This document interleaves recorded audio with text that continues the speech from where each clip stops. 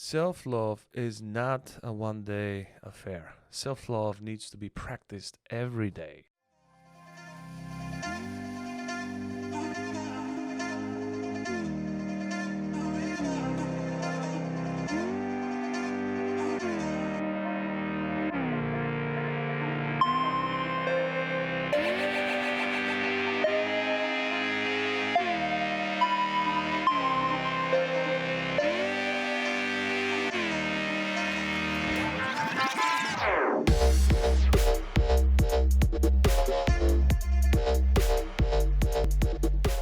Good morning, champ. Welcome to Chief here, a professional problem solver, coming to you live for another episode of Wake and Make. Today we're going to talk about self-love. What is self-love?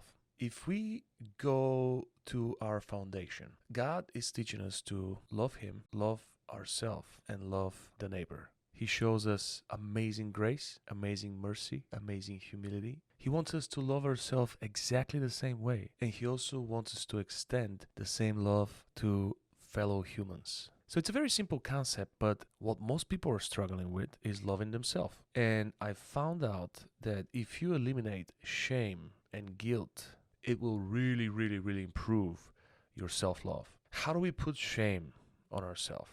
Usually starts by being shamed. A lot of times our parents would shame us, a lot of times friends would shame us, coworkers. When we have high standard, when we chase perfectionism, a ridiculous standard that's not being met, then we shame ourselves. By using the word should, we would guilt ourselves. We would tell our subconscious that we don't show up for ourselves. How do we improve on our self-love? So the first tip is for you to submit, to commit to loving yourself, being kind to yourself, make peace with yourself. It's never too late. It doesn't matter how old you are. Today is the day where you make peace with yourself. You forgive yourself. When was the last time when you tried a game or something specific that made you experience extreme joy in the past? Answer that question for me. For example, you could cook your favorite meal, maybe play your favorite sport. I love playing soccer.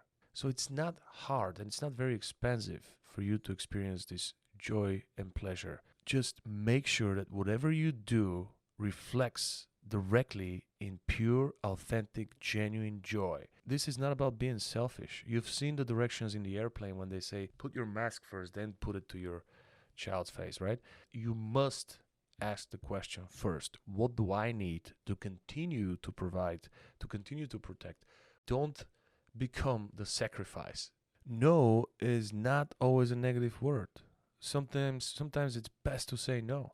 A lot of times when people ask you, can you spend some time with me? Can you do this? Can you do that? Can you do that? We don't feel like doing it. We don't want to do it. And a lot of times we compromise because we feel obligated. Sometimes no is a word of freedom. Let's talk about focus for a second here, right?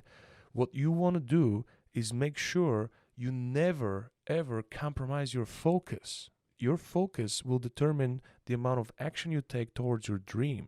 If you have alarm in your house, you're protecting your house, you're protecting your valuables, you're protecting your property. Have an alarm for distractions, and when somebody's trying to steal your focus, which is literally the whole world, CNN, Fox, Ukraine, Russia, Hunter Biden's laptop, everybody's trying to steal your focus, trying to steal your reality, steal your dream.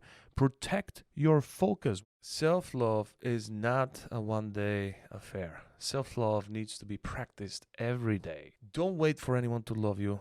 Take responsibility for loving yourself, loving God, and loving your neighbor.